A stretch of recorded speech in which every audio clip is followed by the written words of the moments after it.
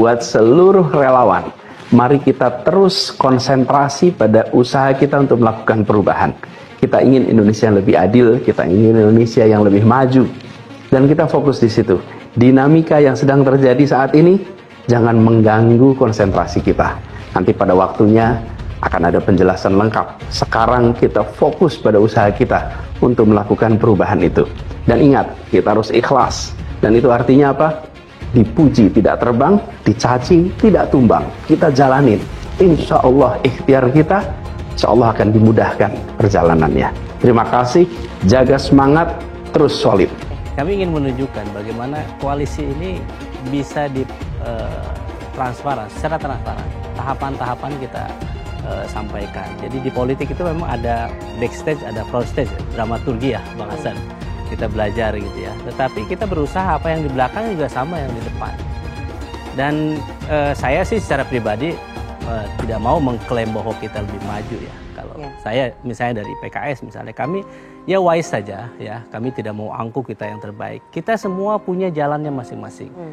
Dan kita lalui proses demi proses, tahapan demi tahapan. Maraton ini memang napasnya harus panjang, ya. Kemudian stamina juga harus baik. Kemudian apa kira-kira target kita yang ingin kita capai. Kita ingin kerja keras kita, kerja ikhlas kita, dan kerja tuntas kita. Mencegah polarisasi gimana? Yang kedua, saya sangat setuju. Makanya kenapa PKS punya namanya politik silaturahim. Politik silaturahim itu apa? Dengan siapapun yang berbeda, yang sama, kita bisa silaturahim. Saya sama Bang Deddy, sama teman-teman PDIP, Golkar yang lain tetap bisa komunikasi dengan baik. Saya panggil, bertemu, diskusi panjang. Mas Anies 4 mata diskusi panjang dengan saya. Mas Anies pada dasarnya sama persis dengan saya. NKRI harga mati, Pancasila, Bhinneka Tunggal Ika, Undang-Undang Dasar 45 final. Itu sudah komitmen saya dengan Mas Anies. Jadi kalau ada politik identitas, Mas Anies dan saya terdepan menolak politik identitas, tapi identitas tidak bisa dipungkiri. Rakyat bisa memiliki identitas masing-masing, tapi kita tidak terpengaruh oleh seluruh bentuk identitas yang berkembang. Jadi kalau sepanjang itu semua bisa salaman, bisa bro.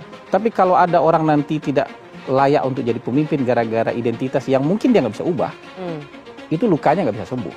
Nah, saya berharap yang disampaikan oleh PKS hari ini itu tulus, bukan karena Anies Baswedan berpeluang jadi korban politik identitas.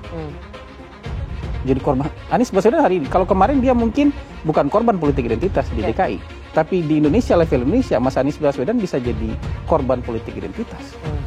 Gitu, karena dia minoritas. Jadi buat saya semoga ini tulus ke depan gitu, bukan hanya karena kepentingan sesaat, bahwa hari ini yang paling berpeluang jadi korban politik identitas itu adalah Anies Baswedan. Jangan sampai itu terjadi ya. Jadi gitu. Jadi kalau kita sama-sama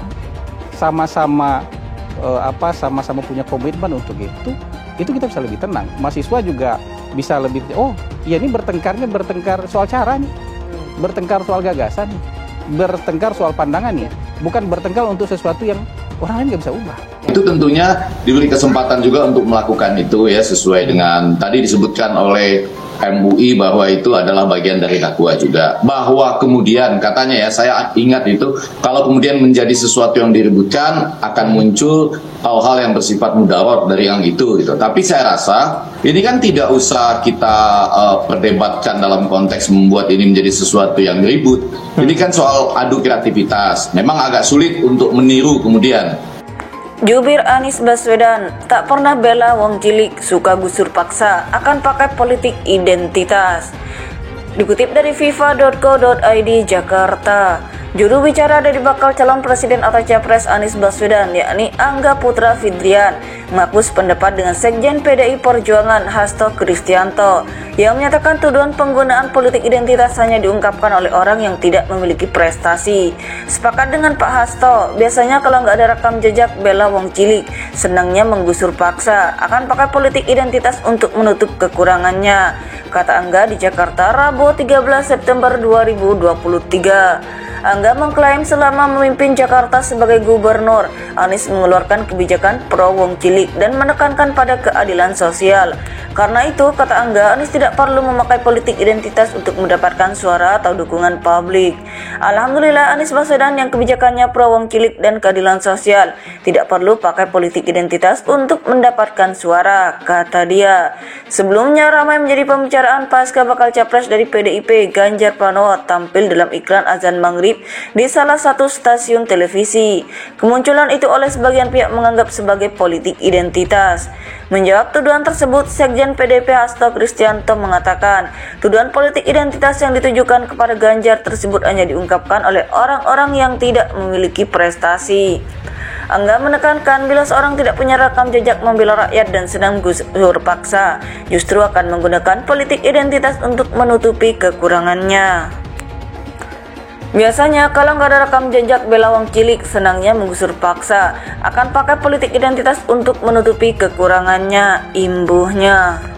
Juru bicara dari bakal calon presiden atau capres Anies Baswedan, yakni Angga Putra Fidrian, mengaku sependapat dengan Sekjen PDI Perjuangan Hasto Kristianto yang menyatakan tuduhan penggunaan politik identitas hanya diungkapkan oleh orang yang tidak memiliki prestasi.